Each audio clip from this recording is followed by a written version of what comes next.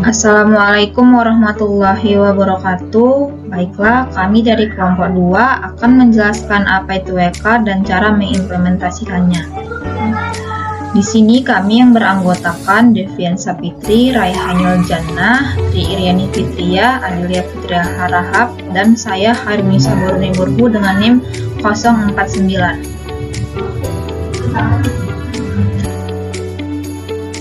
Apa itu WK? WK merupakan aplikasi yang dibuat dari bahasa pemrograman Java yang dapat digunakan untuk membantu pekerjaan data mining atau penggalian data. WK berisi beragam jenis algoritma yang dapat digunakan untuk pemrosesan dataset secara langsung atau bisa juga dipanggil melalui kode bahasa Java. WK berisi peralatan seperti preprocessing, classification, regression, clustering, association rules, dan visualization. WK adalah perangkat lunak, machine learning, atau data mining yang ditulis dalam bahasa Java. Digunakan untuk penelitian, pendidikan, dan aplikasi. Pelengkap data mining. Fungsi utama WK 1. Kumpulan lengkap alat pra-proses data, algoritma pembelajaran, dan metode evaluasi. 2. Graphical User Interface atau include data visualisasi. 3. Lingkungan untuk membandingkan algoritma pembelajaran. Selanjutnya akan dibacakan oleh presentator kedua. Baiklah, saya akan melanjutkan materi sebelumnya. Perkenalkan, nama saya Adelia Fitria Harahap dengan NIM 060. Fungsi utama dari WK 1. Kumpulan lengkap alat pra-proses data, algoritma pembelajaran, dan metode evaluasi. 2. Graphical User Interface. 3. Lingkungan untuk membandingkan algoritma pembelajaran. Contoh lain penggunaan WK ada 2. 1. Aplikasi diagnosa penyakit kanker payudara menggunakan algoritma penelitian minimal optimization. 2. Penerapan association rule mining pada data buta efek Indonesia dengan algoritma a priori untuk memilih saham unggulan. Fungsi WK dibagi menjadi 3. 1. Versi WK 3.4, 2 WK 3.5, dan versi ketiga WK 3.8. Fungsi tool dashboard WK 1. Explorer digunakan untuk menggali lebih jauh data dengan aplikasi WK. 2. Experimenter digunakan untuk melakukan percobaan dengan pengujian statistik skema belajar. 3. Scholar digunakan untuk pengetahuan pendukung. 4. Kantor muka dengan menggunakan tampilan Command yang memungkinkan langsung mengeksekusi perintah WK untuk sistem operasi yang tidak menyediakan secara langsung. Baiklah, di sini saya sebagai presentator ketiga akan melanjutkan penjelasan yaitu tentang aplikasi WK dan cara mengimplementasikannya. Sebelumnya saya Tri Iriani Fitria dengan NIM 045. Baiklah, di sini saya akan mengimplementasikan dari data pasien. Sebelumnya kita membuat data terlebih dahulu di Excel. Setelah kita membuat data di Excel, selanjutnya kita akan menyimpannya dengan format CSV. Baik, selanjutnya kita akan masuk ke aplikasi WK. Selanjutnya tekan Explorer. Tunggu. Nah, di aplikasi WK ini kita klik Open File. Cari di mana file yang tadi sudah kita buat atau disimpan. Sebelumnya, ubah format di sini terlebih dahulu ke bentuk CSV agar data yang sudah kita buat terlihat.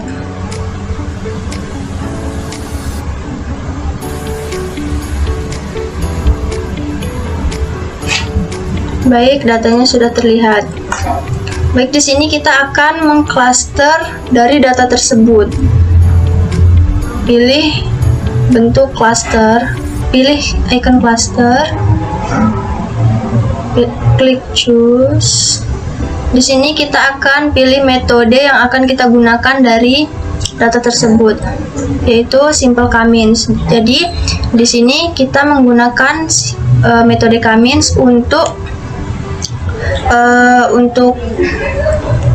dari data aplikasi tadi, dari data pasien tadi. Selanjutnya jangan lupa klik start. Baik, seperti ini tampilan dari data klaster yang sudah kita buat tadi. Ada nama, ID, usia, jenis kelamin, penyakit, dan status. Di sini baru tertampil 2 data saja. Jika ingin lebih dari 2 data, maka kita harus pilih, yaitu ke simple K-means. Klik. Baik. Pilih 6. Pilih berapa data yang ingin ditampilkan. Di sini kita akan menampilkan 4 data. Jangan lupa klik OK dan klik start.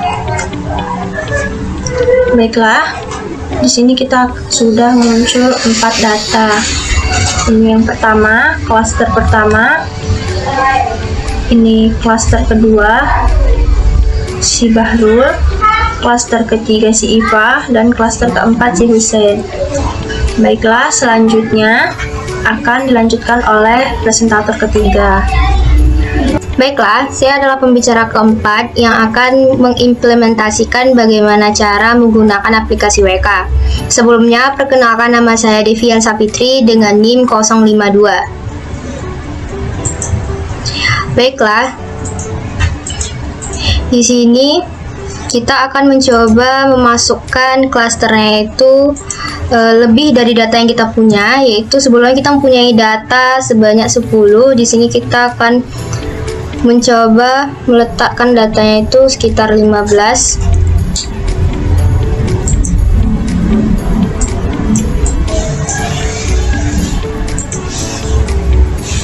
Lalu kita tekan start. Nah, di sini muncul, di mana yang muncul hanyalah 10 data, sedangkan tadi kita mengklasternya itu sampai 15. Dikarenakan data kita hanya 10, jadi yang ditampilkan hanyalah 10 data. Selanjutnya kita bisa melihat grafik pada metode K-means ini dengan cara visualis cluster assessment.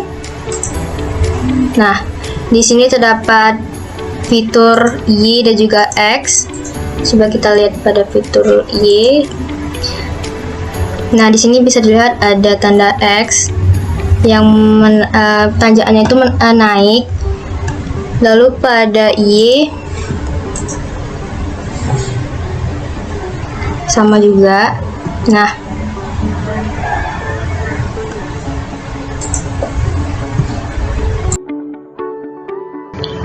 baik, saya Rehanil Jana dengan NIM 065 sebagai presentator terakhir atau kelima akan menyimpulkan hasil dari aplikasi WK ini.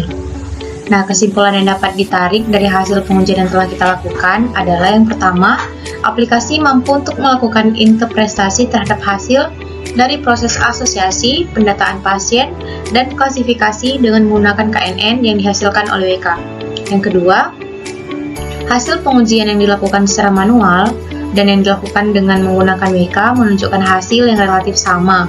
Hal ini menunjukkan hasil yang dihasilkan oleh WK dapat diandalkan untuk proses interpretasi hasil proses data mining. Nah, yang ketiga, pengujian terhadap data dengan jumlah data yang signifikan menunjukkan hasil yang berbeda.